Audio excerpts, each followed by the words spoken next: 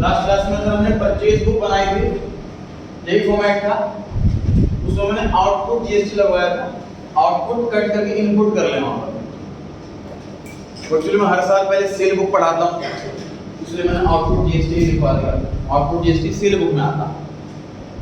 तो last class में जो क्वेश्चन आपने किया हुआ होगा उसमें आपने आउटपुट जीएसटी लिखा हुआ होगा, तो वहां से आउट कट करके इन कर लीजिएगा।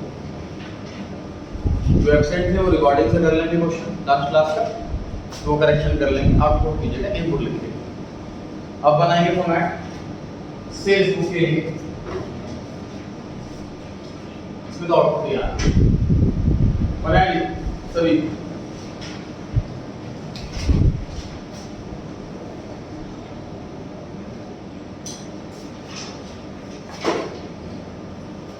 Page number 65, question number 2। तो हमने सेल बुक, परचेज बुक में, सेल बुक में जो सब्सिडरी बुक पढ़ रहे हैं, तो सब्सिडरी का मतलब हेल्पिंग, ये हेल्पिंग बुक्स है, ये जर्नल वाले की हेल्प करने के लिए आई हुई। साथ अकाउंटेंट है, तो सेल बुक वाले अकाउंटेंट है जी। आज हमें ड्यूटी मिली हुई है, जब भी सेल होगी गुड्स की तो हम रिकॉर्ड करेंगे। ध्यान रहे, गुड्स की सेल सारे में लिखनी, सिर्फ क्रेडिट वाली, उधार वाली, क्योंकि कैश वाली सेल तो कैश बुक वाला लिखेगा। हम सिर्फ यहाँ पर उधार वाली सेल लिखने के लिए आए, credit sale of goods only.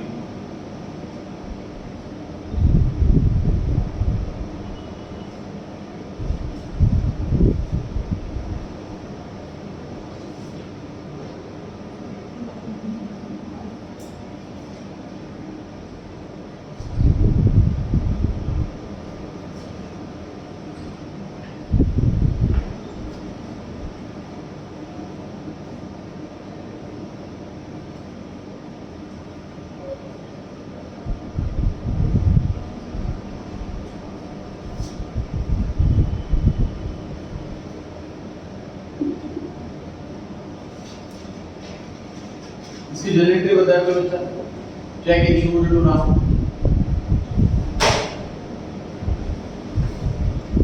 Right है, इसको एग्जाम को आता जर्नल एंट्री, राम को करेक्ट है। हम राम को चेक दे रहे हैं तो राम डेफिनेटली हमारा क्रेडिटर होगा, और हम उसको पेमेंट कर रहे हैं तो हमारी लायबिलिटी घट जाएगी, लायबिलिटी डिक्रीज जाएगी और बैंक अकाउंट में। इस क्वेश्चन से अलग है, सेल बुक का पार्ट नहीं है, ये टेस्ट वाले पार्ट का रेलेवेंस ले रहा रेफरेंस ले रहा। अब आगे चेक इशू करा राम को, ये एंट्री हो गई। अब क्वेश्चन में लिखा है जो हमने चेक इशू किया था ना राम को, वो बाउंस हो गया। अब एंट्री क्या होनी चाहिए बाउंस होने में? राइट,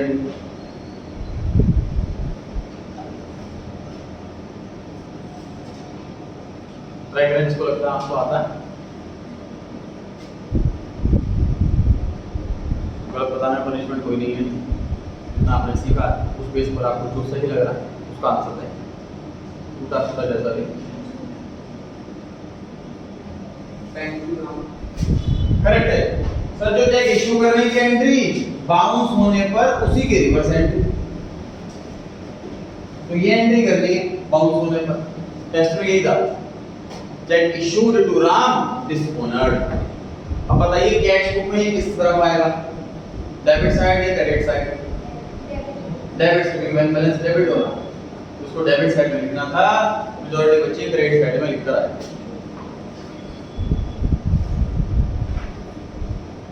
स्कूल के टेस्ट और यहाँ के टेस्ट कंपेयर कर लेना कभी भी। स्कूल के टेस्ट को आपको लेवल कम दिखेगा, यहाँ के टेस्ट 20-30% लेवल काफी होता है।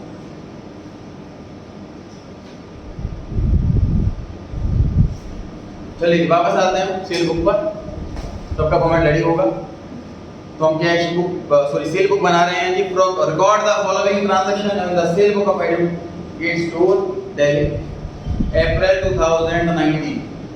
तो डेट दे रखी है सर, हम लिख लेते हैं पहले April 2019। Sold to Kunal store Delhi on credit, चाय के 5 बैग 7,000 रुपए के। 1 तारीख को बेचा कुनाल स्टोर दिल्ली, इनको बेचा 5 बैग बेचे हैं चाय के 7,000 रुपए के रेट। एट द रेट क्या मतलब पर यूनिट का रेट। इस बार हम नॉर्मल अकाउंटेंट नहीं है, हमें सेल बुक वाला ही काम दे रखा है, तो इस बार हमें ये भी लिखना है कि कौन सी आइटम है, कितनी आइटम, आइटम का नाम, आइटम की क्वांटिटी, आइटम का रेट।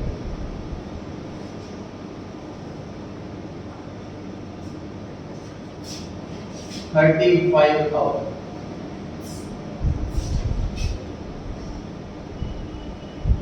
डिटेल वाले कॉलम में तब लिखेंगे जब कोई कैलकुलेशन हो, जीएसटी वाले कॉलम में तब जब जीएसटी हो, फ्रेट वाले कॉलम में तब जब फ्रेट हो। ये फर्स्ट ऑप्शन कंप्लीट हो।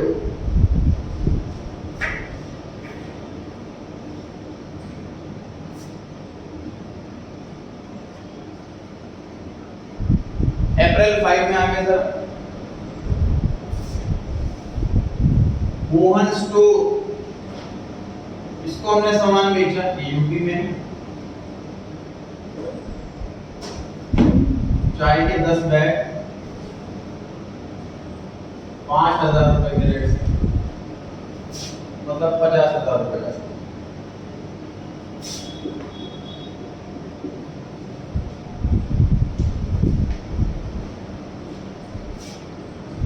ये लिखना हो गया। April 9 sold to Gupta store Punjab for cash 20 bag of sugar 15,000 के रेट से। तो यहाँ पे कैश लिखा हुआ, हमने सामान बेचा और पैसे हैंड टू हैंड मिल गए। कौन रिकॉर्ड करेगा इसको? इसे रिकॉर्ड करेगा कैशियर, कैश बुक वाला। और अभी हम सेल बुक वाले हैं तो हम इसे इग्नोर कर देंगे। April 14 sold to Manohar store MP old machine for 40,000। बताएं कौन रिकॉर्ड करेगा? ये रिकॉर्ड करेगा जर्नल वाला। क्यों सर, हम रिकॉर्ड क्यों नहीं कर रहे? क्योंकि गुड्स की सेल नहीं है, सेल बुक वाले को रखा है सिर्फ और सिर्फ गुड्स की सेल रिकॉर्ड करने को। सर कैश बुक वाला क्यों नहीं करेगा रिकॉर्ड? क्योंकि सामान उधार में बेचा, हमने मशीन उधार में बेची, नाम लिखा हुआ है कि नहीं लिखा कि पैसा आ गया, जो उधार मांगा।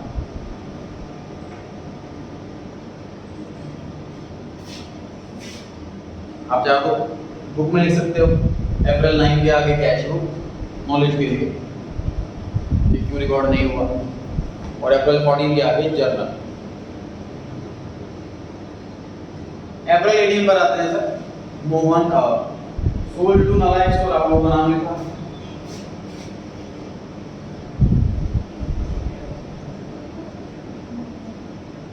रामनगर के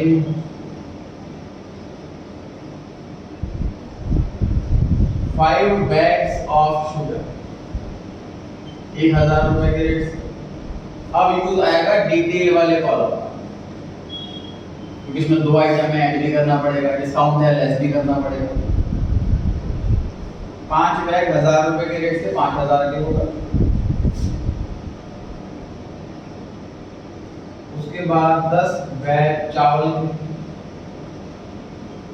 1500 के रेट से 15,000 के हो गए।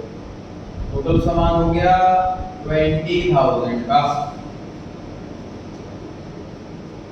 रेट डिस्काउंट दे रखा है 10%, तो डिस्काउंट हो गया 2,000 का। अल्टीमेटली सामान बेचा 18,000।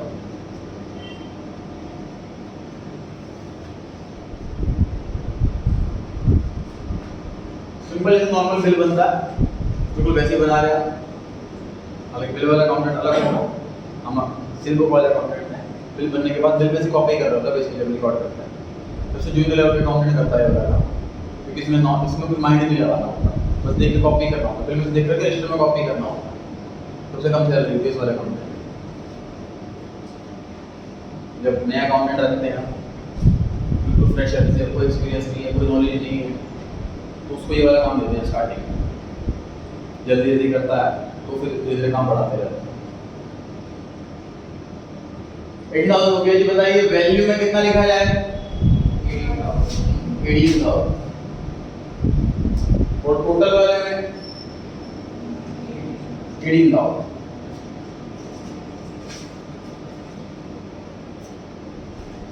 ध्यान रहे वैल्यू वाले में जो अमाउंट आता है वो जस्ट ट्रेड डिस्काउंट के बाद वाला आता है, हमेशा कोई भी केस आ जाए, ठीक है।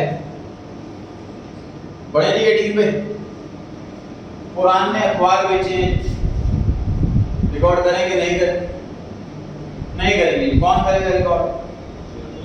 जनरल नॉलेज पे जाएगा सर, एग्जाम में ऐसा कुछ लिख के नहीं आना, सिर्फ नॉलेज लिख रहे हैं हम लोग कि रिकॉर्ड नॉन क्यों करा। अप्रैल 20 रिकॉर्ड करेंगे नहीं करें? रिकॉर्ड करना पड़ेगा, इसमें गुड्स बेचे हमने।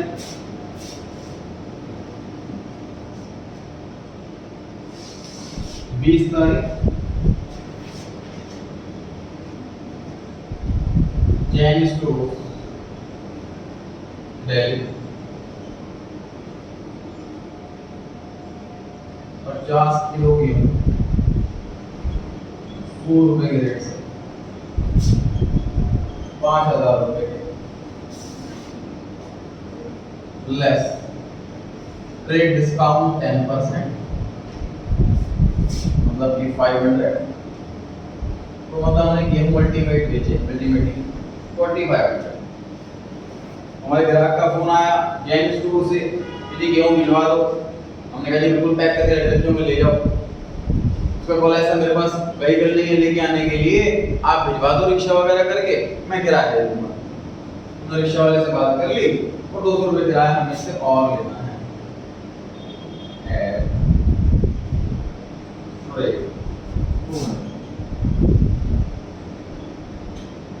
सेलर ही अपनी साइड से भेज देता है।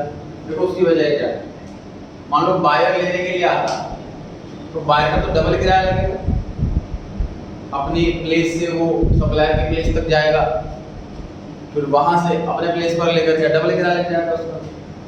सप्लायर को फोन कर दें अगर तुम वहीं से रिक्शा वगैरह करके या ट्रक वगैरह करके भिजवा दो, तो किराया सिंगल साइड का लगेगा। टेम्पो वाले जनरली क्या करते हैं, तब ऑर्डर पकड़ते हैं जब वापसी का भी उनके पास रूट मिल जाए।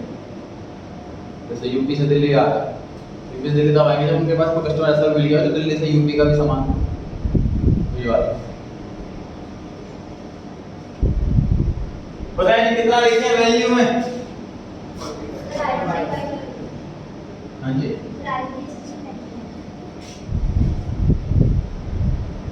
कहाँ है?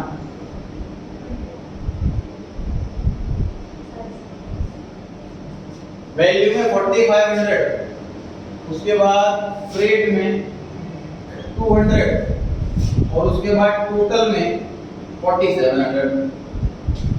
ध्यान रहे वैल्यू में अमाउंट आता है ट्रेड डिस्काउंट के जस्ट बाद।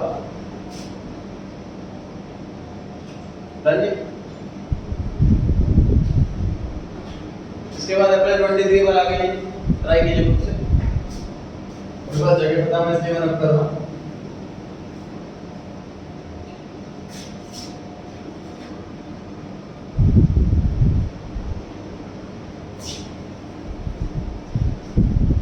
अप्रैल 23 कृष्णा स्टोर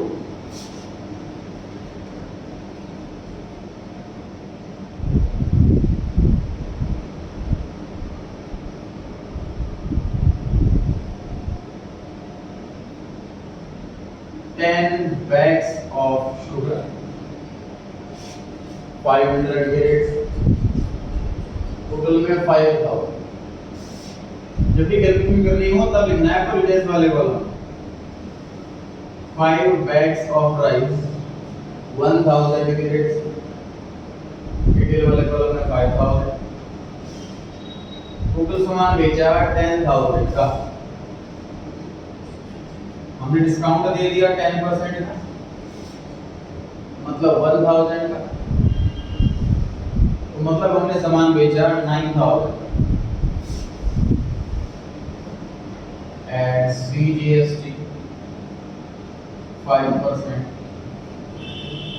SGST 5%। तो ट्रेड डिस्काउंट हमेशा माइनस से को बताने की जरूरत नहीं है और जीएसटी हमेशा बिल में प्लस से को बताने की जरूरत नहीं है।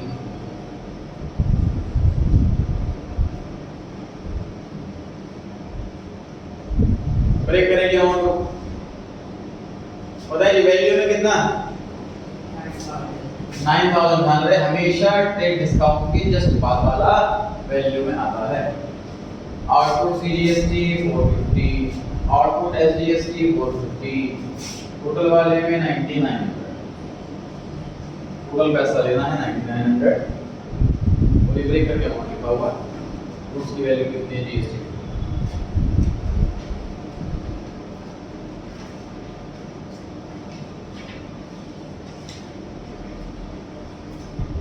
अप्रैल 28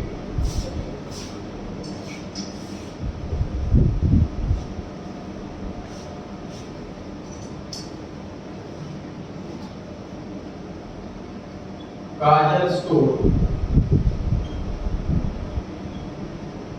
मोहन नगर 15 बैग शुगर 2000 रुपए के। डिटेल वाले कॉलम में 30,000 30,000 रुपये सामान हो गए। 20 बैग राइस 3,000 रुपये के रेट से सामान हो गया 60,000 का, टोटल 90,000 आ गया।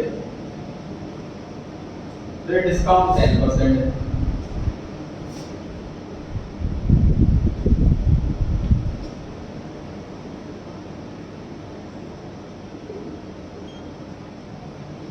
$90,000 के गुड्स 10% डिस्काउंट मतलब कि 9,000 गुड्स बच गए 81,000 के।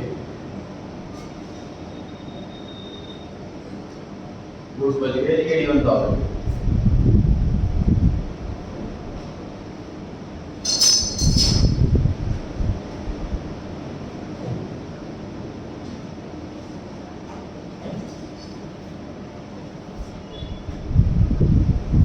अब सर इसमें ट्रेड डिस्काउंट और उसके बाद आईजीएसटी है। आईजीएसटी एट द रेट 10% जो हो गया 8100 81,000 का 10% 8100। टैक्स ऐड होगा डिस्काउंट लेस होगा।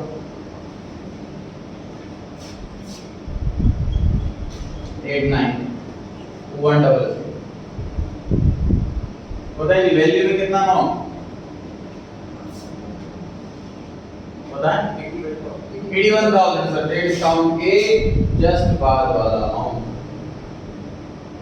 उसके बाद आईजीएसटी में 8100 और उसके बाद टोटल में 89,100।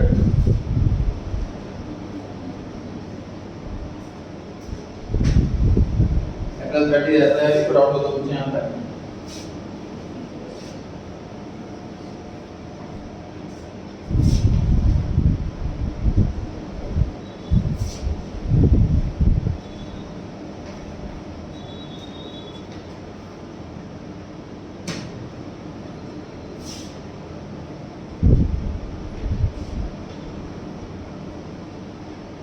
April 30 को बोर्ड करना चाहेगा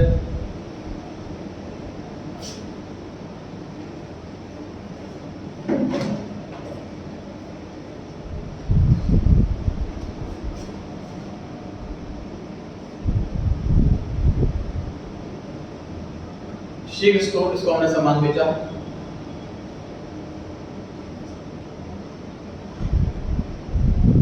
50 litres refined oil 100 crates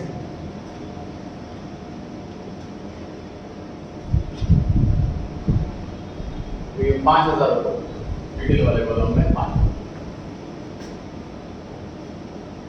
question में तीन चीजें हैं सर, डिस्काउंट भी है, फ्रेट भी है, जीएसटी भी है। तो मैं सीक्वेंस भी ध्यान रखना।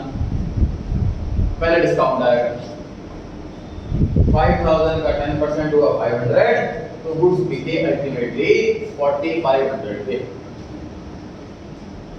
अब दो चीजें जीएसटी और फ्रेट लिखना जी। पहले क्या आएगा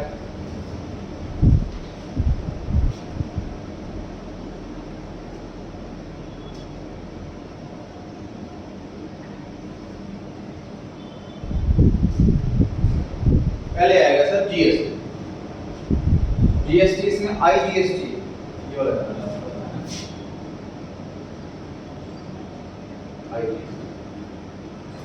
आईजीएसटी है सर इसके अंदर 10% के रेट से 10% लिख दो 5 मिलेगा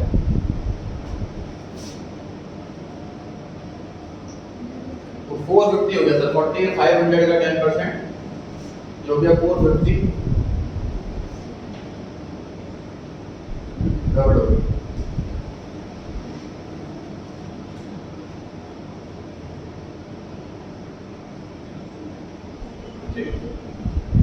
गुड्स फाइनल इतने के हो गए जीएसटी मिला कर उसके बाद फ्रेट भी किराया भी ऐड फ्रेट 200 200 अब हमें कस्टमर से 51500 इतना पैसा लेना है। अभी से ब्रेक करके लिखेंगे सर वैल्यू में कितना रेट डिस्काउंट के जस्ट बाद वाला मतलब 4500 आईजीएसटी में कितना जीएसटी है फ्रेट में 200 रुपए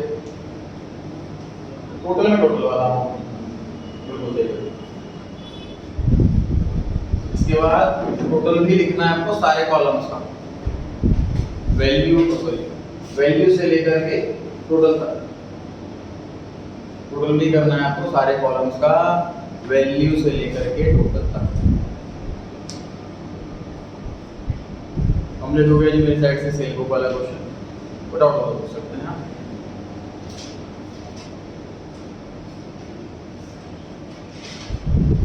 पर इसमें हमेशा ऐसे फॉर्मेट बनेगा एग्जैक्ट नहीं मैंने आपको सबसे बड़ा फॉर्मेट कराया है जो एग्जाम में होगा वो इतना ही बराबर हो सकता है जो उससे छोटा हो सकता है छोटा कब करना है सर तो देखिए डिटेल वाला कॉलम कब नहीं आएगा जब क्वेश्चन इतना ज्यादा बेसिक हो कि 5 बैग 500 रुपए के रेट से और खत्म जैसे पहला कोरोना क्वेश्चन थी ना क्वेश्चन के अंदर कि 5 बैग के रेट 2 बैग के रेट से तो कैलकुलेशन करनी ही नहीं है तब कॉलम डिटेल वाला नहीं आता इतना बेसिक क्वेश्चन एग्जाम में आएगा नहीं ये तो हमेशा बनेगा ये भी हमेशा आएगा सर जीएसटी नहीं है तो नहीं आएगा कॉलम मतलब सर फॉर्मेट बनाने से पहले हमें एग्जाम में क्वेश्चन रीड करना पड़ेगा क्वेश्चन में सीजीएसटी है तो कॉलम बनेगा वरना नहीं क्वेश्चन में एसजीएसटी है तो कॉलम बनेगा वरना नहीं क्वेश्चन में आईजीएसटी है तो कॉलम बनेगा वरना नहीं क्वेश्चन में फ्रेट है तो कॉलम बनेगा वरना नहीं तो ये समझ लीजिए कि यहां से लेके यहां तक की ये जो कॉलम है ये डिपेंड ऑन क्वेश्चन बाकी सारे कंपलसरी बाकी सारे कॉलम बनेंगे नहीं हर क्वेश्चन ध्यान रखिए जी बात दूसरी जो अगली वाली बुक है सर परचेज रिटर्न बुक आप लोग बताइए कौन सा कॉलम बनाएं कौन सा कॉलम ना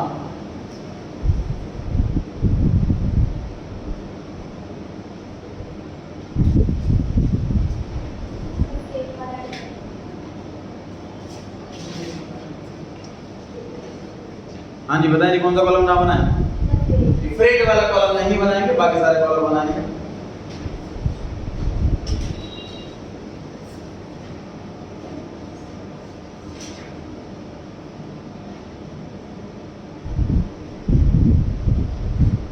बनाएंगे फॉर्मेट हेडिंग है परचेज रिटर्न बुक इसका दूसरा नाम कौन बच्चा बताया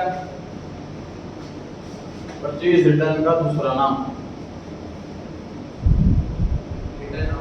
रिटर्न आउटवर्ड तो वहीं पर ऑब्लिक करके नोट्स में ही बुक में ऑब्लिक करके लिख लीजिए परचेज रिटर्न बुक के ऑब्लिक करके रिटर्न आउटवर्ड बुक इसी का दूसरा नाम है रिटर्न आउटवर्ड बुक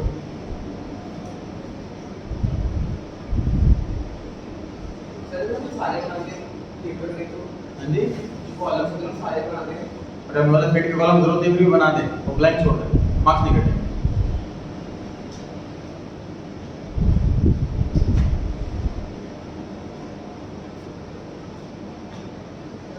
हाँ जी में इनपुट है जीएसटी आता परचेज वाला है तो हमेशा इनपुट सेल वाला है तो हमेशा आउटपुट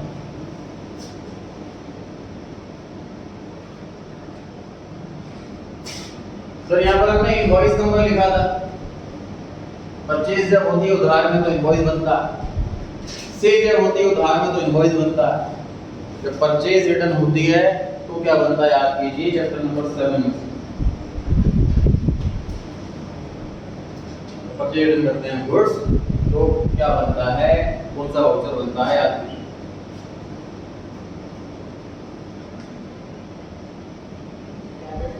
करेक्ट है, डेबिट। यहाँ पर लिखा जाएगा डेबिट नोट नंबर। बहुत अच्छे नहीं लिखते यार, नहीं रहता।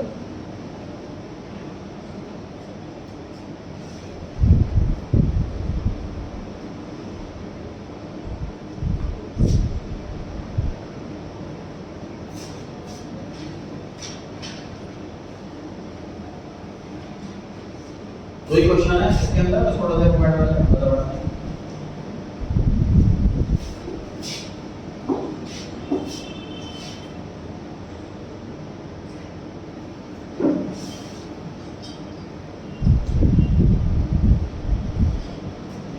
May 2019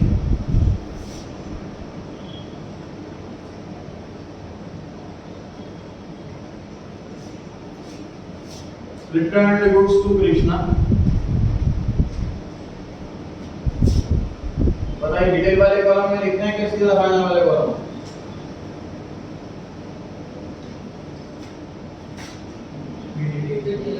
डिटेल वाले कॉलम में जीएसटी भी तो है इसमें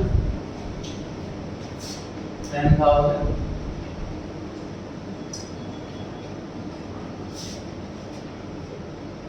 and IGST 12%, 1200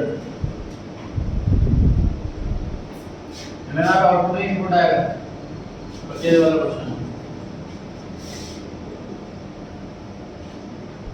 वैल्यू में 10,000, IGST में 1200, टोटल में 11,200।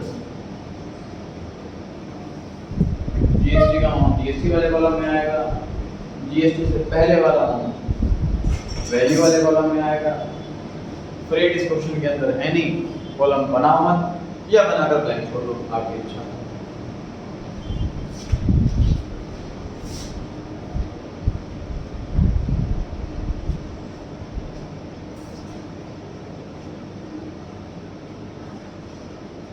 ये फाइल पे और बच्चा एंड्रेस करे कीबोर्ड का आगे करे। क्लास में तो कुछ नॉलेज प्रैक्टिस कर चुके हैं आप लोग, तो 10 दिन नहीं दो स्टूडेंट नहीं हम तो आपको ट्राई करें। जो स्टूडेंट बोर्ड पर आए मे फाइल करने के लिए, जैसे परचेज बुक सेल बुक थी वैसे ही लिया, गलत भी हो जाए तो कोई दिक्कत नहीं बोर्ड पर।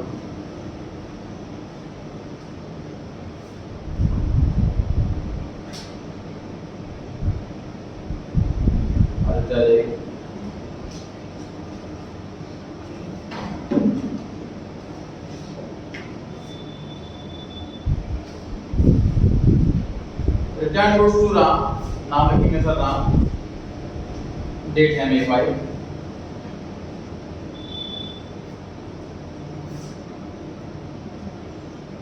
तीन मशीन है 2,000 रुपए के रेट। सर मशीन तो गुड्स नहीं होते, क्यों लिख रहे हैं यहाँ पर? क्वेश्चन में मेंशन है return goods to Ram, goods वापस कर रहे हैं। इसका मतलब वॉशिंग मशीन हमारे लिए गुड्स है, हमारे इलेक्ट्रॉनिक्स आइटम की शॉप, इसका मतलब ये होगा।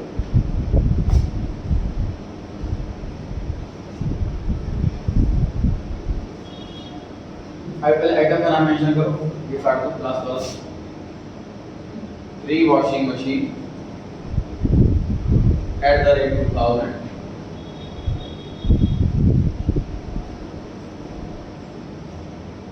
तो डिटेल वाले कॉलम में कितना आया?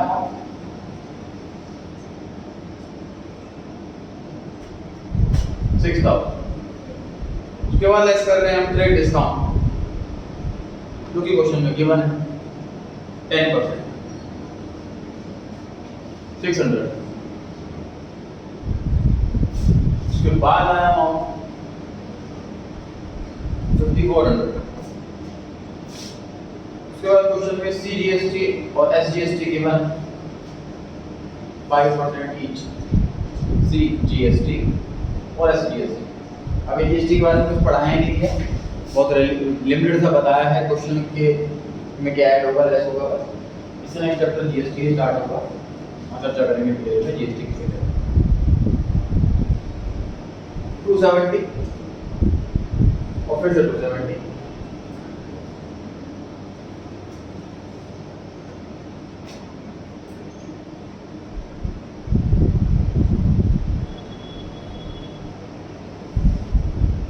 टोटल आ गया जी 5946।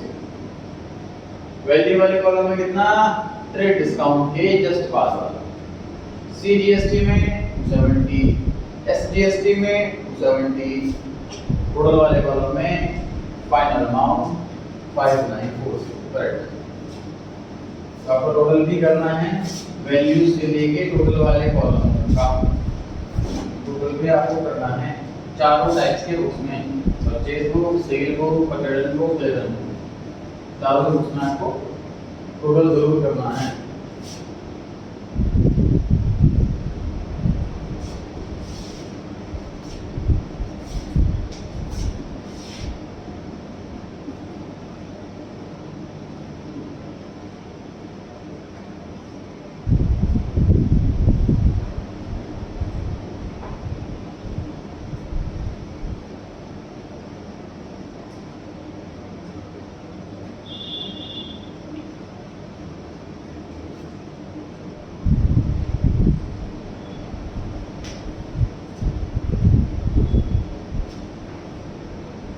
हर एक बुक के बाद मैंने दे रखा है जो होमवर्क, जैसे परचेज बुक के बाद लिखा हुआ है illustration 1 and 2, exercise 1 2 3, 5 question homework हैं। ऐसे सेल बुक वाले में लिखा हुआ है इलस्ट्रेशन 3 4, एक्सरसाइज 4 से 7, इसी टॉपिक पे बेस्ड है। और रिटर्न बुक में इलस्ट्रेशन 5 6, एक्सरसाइज 8 9। बनाए division format cells return book. चौथा फॉर्मेट आखिरी फॉर्मेट। रिटर्न वाले अकाउंटेंट बहुत कम होते हैं क्योंकि किसी कंपनी में इतनी ज़्यादा रिटर्न्स नहीं आती, जनरली कम होता है। एग्जाम्पल जैसे अमेज़न वगैरह हो गया, इनकी यहाँ रिटर्न होती है बहुत सारे। नॉर्मल बिजनेस में ज़्यादा रिटर्न नहीं होती, तो रिटर्न बुक वाले अकाउंटेंट बहुत रेयर होते हैं, इसलिए इसके क्वेश्चन भी कम, इम्पोर्टेंट भी कम एग्जाम के साथ।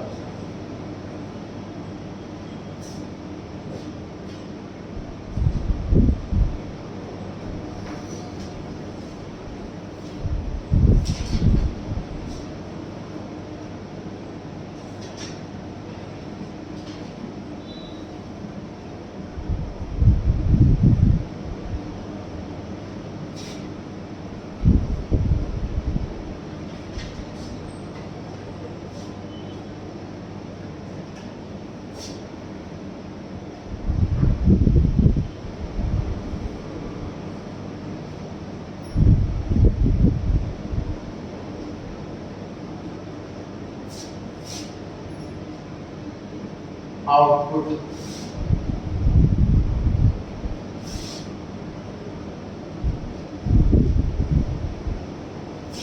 sales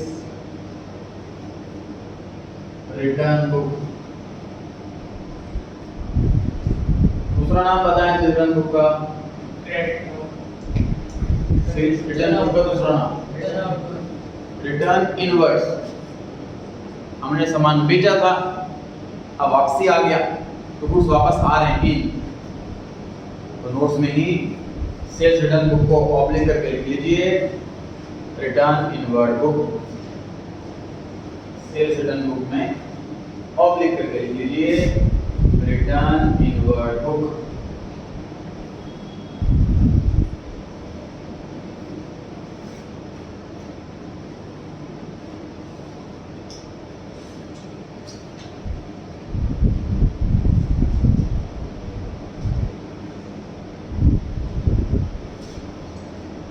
जब गुड वापस करते हैं सारा, सेल्स रिटर्न करते हैं, उसके लिए वाउचर बनता है क्रेडिट नोट। तो डेबिट नोट की जगह यहाँ बनेगा क्रेडिट नोट का कॉलम। डेबिट और क्रेडिट नोट क्या होता है इसको नहीं पता, जब तक 7 की वीडियो देखिए उसके लिए। चेक रखेंगे और डिटेल में। रिटर्न इनवर्ड बुक में बनेगा क्रेडिट नोट नंबर, हेडिंग आएगी sales return book, input GST की जगह आउटपुट जीएसटी आएगा।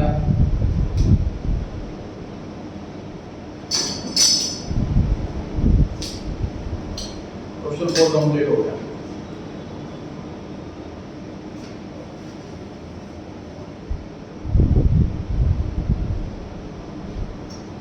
कंटेंट सेम है जो इलस्ट्रेशन 3 में था वो इलस्ट्रेशन 4 में। इंटेंशनली मैंने सेम कंटेंट दे रखा है ये कंपेयर कराने के लिए कि आप देखिए कि दोनों बुक्स में फर्क कितना है। पहला फर्क sir heading purchase return book की जगह सेल्स रिटर्न बुक लिखा। दूसरा फर्क इनपुट जीएसटी की जगह आउटपुट जीएसटी की जगह। तीसरा फर्क डेबिट नोट की जगह क्रेडिट नोट लिखा। बस इन तीन के अलावा कोई फर्क नहीं है इन दोनों बुक्स में। भाई गुड्स की वापसी हो रही है चाहे परचेज वाले हो चाहे सेल वाले हो, अकाउंटिंग के लिए लिखने वाली बात तो है कि सेम सॉल्यूशन है सर इस क्वेश्चन का। जो तीन चेंजेस हैं उसको आप चाहे तो हाईलाइट कर सकते हो पेंसिल या अलग कलर के पेंसिल। ये ध्यान रहे इससे रिटर्न बुक में क्या अलग है परचेज रिटर्न बुक के मुकाबले।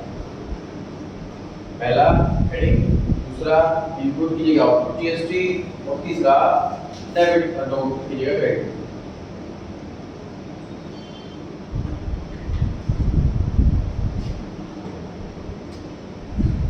बढ़े जी आगे चलिए ध्यान से सुनिए सर। प्रैक्टिकली जर्नल वाला अगर मान लीजिए सारे बुक्स वाले नहीं, कैश बुक वाला नहीं है, परचेज बुक वाला नहीं है, सेल बुक वाला नहीं है, सारे बुक वाले नहीं, तो ऐसे केस में क्या होगा सारे ट्रांजैक्शन जर्नल वाला रिकॉर्ड करेगा जर्नल वाला। अगर ये लोग और बुक्स वाले भी हैं, परचेज बुक वाला, सेल बुक वाला, कैश बुक वाला है, तो जर्नल वाला रिकॉर्ड करता है सिर्फ बची हुई ट्रांजैक्शन। करेक्ट है? तो सर जर्नल मान लीजिए क्वेश्चन में लिखा हो गुड्स सोल्ड टू राम, अब हमें पता ही नहीं कि सेल बुक वाला है भी या नहीं, तो ऐसे केस में क्या करें? उस केस में क्या कर रखा है जर्नल वाले का नाम बदल करके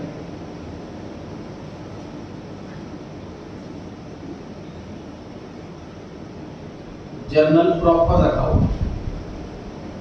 मतलब ये वाला नाम कब है जब सब्सिडियरी बुक्स नहीं है, ये वाला नाम कब है जब सब्सिडियरी बुक्स हैं। सब्सिडियरी बुक्स हो रही है, मेंटेन हो रही है, तो सिर्फ बची हुई ट्रांजैक्शन करनी है जर्नल वाले को, तो हम जर्नल वाले का नाम बदल करके जर्नल प्रॉपर रखा हुआ है। अगर सब्सिडियरी बुक्स कोई भी नहीं है, सारा बर्डन जर्नल वाले पर ही है, उसका नाम जर्नल ही है। तो ये पहचान रखी हुई है जी सब्सिडियरी बुक मेंटेन है कि नहीं। सबसे नीचे दिया हुआ क्वेश्चन नंबर 5 लिखा हुआ जर्नल प्रॉपर की ट्रांजैक्शन है, record the following transaction in the journal proper. इसका मतलब अगर बुक्स मेंटेन्ड हैं तो हमें वही ट्रांजैक्शन दी जाएंगी, इसके लिए कोई स्पेशल बुक नहीं है। बना लीजिए फॉर्मेट जर्नल एंट्री का, बना लीजिए format journal entry. Question number 5 कितने वाला होता है जर्नल एंट्री? 5।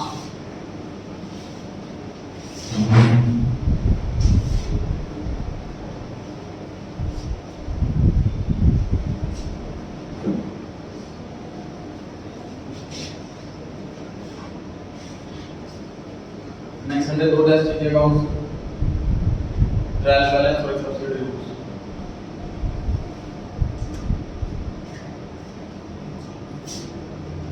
ध्यान रहे बुखार ना किसी को 2 दिन पहले गोलियां खा लें।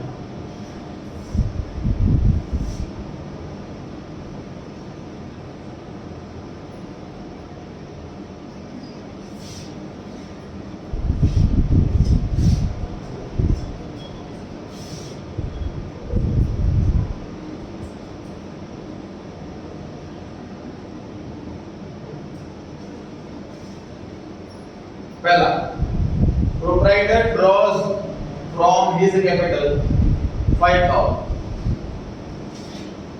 प्रोप्राइटर अपने कैपिटल से पैसे निकाल लेता बताएं रिकॉर्ड करें कि नहीं करें, रिकॉर्ड करें कि नहीं करें। जर्नल एंट्री लिखेंगे भी तो क्या लिखेंगे इसकी, capital account debit to cash account. देखो विड्रॉल ऑफ कैपिटल क्या है समझे इसलिए तो थोड़ा सा।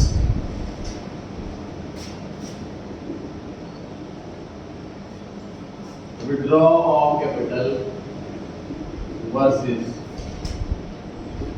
ड्राइंग्स। तो ड्राइंग्स भी तो वही होती, बिजनेस से पैसे निकाल लेना, और withdrawal of capital capital withdraw कर ली, पैसा निकाल लिया, दोनों सेम सेम सी बातें लग रही। फर्क देखिए क्या, तो बैंक में मैंने 10 लाख रुपए डाले, इंटरेस्ट करे 10% है, तो 1 साल के बाद मेरा पैसा बन गया 10 + 1 11। मैंने 1 लाख रुपए निकाल लिए, तो मुझे इंटरेस्ट मिला। नेक्स्ट ईयर सेम चीज, 10 लाख का इंटरेस्ट मिला 1 लाख, मैंने 1 लाख निकाल लिया। फिर नेक्स्ट ईयर वही ऐसा होता रहा। इसको बोलते हैं ड्राइंग्स करना। एग्जांपल 2, 10 लाख रुपए लगाए, 1 लाख रुपए इंटरेस्ट, 11 लाख आ गए, मैंने इसमें से 4 लाख रुपए निकाल लिए। 1 लाख इंटरेस्ट के, 3 lakh original, original amount 7 lakh का रह गया। इसे बोलते हैं विड्रॉल। इन जनरल प्रोप्राइटर जो ड्राइंग्स करता है ना, वो अपने ओरिजिनल पैसे की ड्राइंग नहीं करता, क्योंकि वो पैसा उसके पास नहीं, वो तो लग चुका एसेट्स के अंदर। सपोज मैंने इस कोचिंग इंस्टीट्यूट में इन्वेस्ट कर रखे हैं जितने पैसे, उसमें से 3 लाख रुपए निकालना चाहूँ तो निकाल सकता हूँ क्या? सुना आधा फ्लोर बेच दूंगा, ऐसा ना हो सकता। तो बिजनेस से कैपिटल निकालनी जाए जा नहीं सकती। इन नॉर्मल केस में प्रॉफिट निकाला जाता है। जैसे उसने कुछ बेचे 5 लाख वाले 6 लाख में, 1 लाख 6 लाख रुपए उसके पास आ गए, तो 1 लाख रुपए ड्रॉइंग कर लेगा वो, 5 लाख का फिर से माल खरीदना। तो प्रॉफिट की ही पैसा निकाला जाता है जनरली, अपना ओरिजिनल पैसा नहीं निकाला जाता। इसको नॉर्मली कोड ड्राइंग कहते हैं। लेकिन अपना ओरिजिनल पैसा निकालना चाहे, फॉर एग्जांपल कोई ब्रांच चल नहीं रही, उसने बंद कर दी, ब्रांच बेचकर पैसा आया, उस पैसे को तो कहीं लगाना नहीं, फिर ब्रांच तो बंद ही हो गई, वो अपने घर ले जाता है, तो होता है विड्रॉल। क्लियर हो गई जी बात? उसके कैपिटल से ही पैसा निकाल ले तो हम कैपिटल अकाउंट में डाल देते हैं, capital account debit, drawings debit नहीं। उसे नहीं पता कैसे लगता कि ड्राइंग्स नहीं है विड्रॉल ऑफ कैपिटल, या कोई अमाउंट है कि 1 लाख से ऊपर हो तो विड्रॉल ऑफ कैपिटल, 1 लाख से कम हो तो ड्राइंग नहीं। हमें अपने बॉस से पूछना, जब भी पैसे निकालेगा हमारा बॉस, उसको ये पूछना सर ये ड्राइंग्स कर रहे हो कि कैपिटल विड्रॉल, वो जैसा बोले वैसा रिकॉर्ड कर ले। हमें अपना माइंड नहीं लगाना, कोई रूल नहीं बना हुआ है अमाउंट के हिसाब से, कितने अमाउंट से ऊपर कैपिटल का विड्रॉल है, इतने अमाउंट से नीचे ड्रॉइंग, ऐसा रूल नहीं बना हुआ। उसकी एंट्री बनेगी sir capital account debit to cash, ये रिकॉर्ड करेगा कैश बुक वाला, इसलिए हम जनरल प्रॉपर वाले इसे इग्नोर कर रहे हैं। आप चाहो तो उसके आगे लिख सकते हो answer capital account debit to cash notes में, एग्जाम में तो उसे इग्नोर करना होगा। Capital account debit to cash account, और इतना ब्रैकेट में कैश बुक में आएगा, इसे लिख दे ब्रैकेट में लिखना कैश बुक। 2 तारीख में आ गया जी इंटरेस्ट एक्रूड, एंड लिखें accrued interest account debit, and लिखें एक्रूड नोट आंसर में रजिस्टर में आंसर लिखना आपको। 1 नंबर 2 तो लिखना है ना, ये तो जनरल वाले का ही काम है।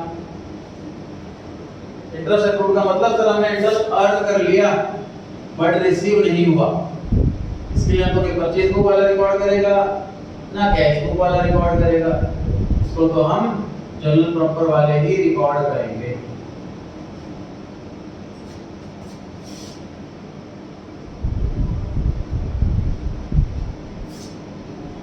एक्रूड इंटरेस्ट हमारे लिए एसेट होगी सर, पैसा लेना है। एक्रूड वर्ड का मतलब अर्न बट नॉट रिसीव्ड, पूरी बुक में एक्रूड वर्ड कहीं भी दिख जाए समझ जाओ एसेट है, एसेट है, एसेट है। तो इंटरेस्ट रिसीव्ड, हमने इंटरेस्ट कमा लिया,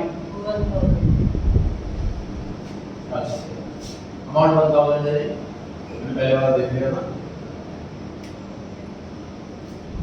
ध्यान रखें ऐसी ही ट्रांजैक्शन मिलेगी हमें यहाँ पर जो कि कैश बुक में या परचेज बुक में नहीं आती, बची हुई ट्रांजैक्शन। थर्ड वाला देखिए wages outstanding.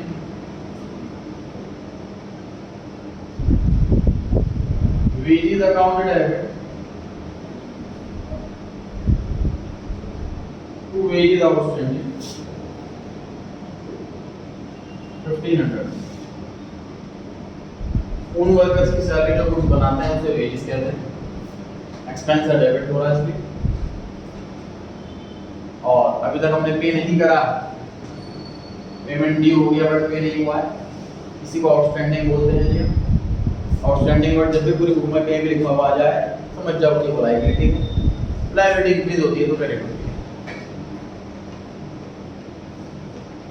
Fourth, insurance prepaid. Prepaid insurance account है to insurance premium account. Same point chapter 8 journal में भी आया था, डिस्कस हुआ था। प्रीपेड एडवांस में पे कर दिया सर। जब भी पूरी बुक में कहीं भी प्रीपेड वर्ड लिखा हो समझ जाओ कि वो एसेट है। एसेट इंक्रीज है और क्योंकि इंश्योरेंस प्रीपेड है उसका एक्सपेंस नहीं, इसलिए एक्सपेंस घट जाएगा। एक्सपेंस डिक्रीज होता है तभी क्रेडिट होता है। Point number 5, depreciation on furniture.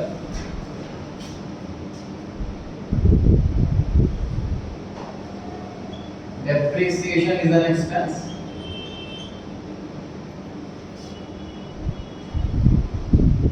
Depreciation account debit होगा।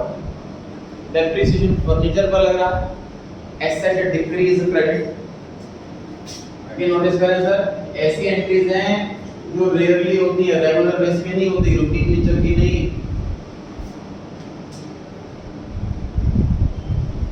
Interest due on loan but not paid. Interest on loan ये हमारे लिए एक्सपेंस हो गया है जी। लोन ले रखा है, उसमें इंटरेस्ट पे करना पड़ेगा खर्चा। ध्यान रहे लोन लायबिलिटी होती है लेकिन लोन पर इंटरेस्ट वो एक्सपेंस होता है। पे कर दिया हो सर तो यहाँ पे टू कैश या टू बैंक आ जाता है। पे नहीं करा है तो एक नई लायबिलिटी क्रिएट हो गई है आउटस्टैंडिंग इंटरेस्ट के नाम से। पे नहीं करा है इसलिए लायबिलिटी क्रिएट हो गई है आउटस्टैंडिंग इंटरेस्ट के नाम से।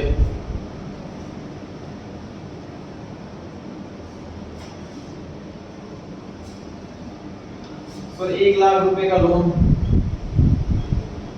10% का रेट ऑफ इंटरेस्ट, 6 महीने का टाइम। इसकी हेल्प से हम इंटरेस्ट कैलकुलेट कर सकते हैं।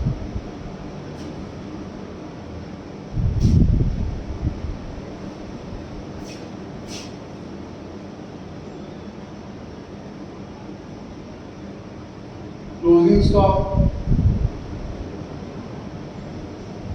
चैप्टर 8 में भी करी थी। Closing stock account debit to trading account. Stock debit क्यों हो रहा है? क्योंकि एसेट है, एसेट हमेशा डेबिट होती है। ट्रेडिंग अकाउंट क्रेडिट क्यों हो रहा है? क्योंकि ट्रेडिंग अकाउंट की क्रेडिट साइड में आता है क्लोजिंग स्टॉक। ट्रेडिंग अकाउंट होता क्या है? चैप्टर नंबर 8 में डिस्कस किया है।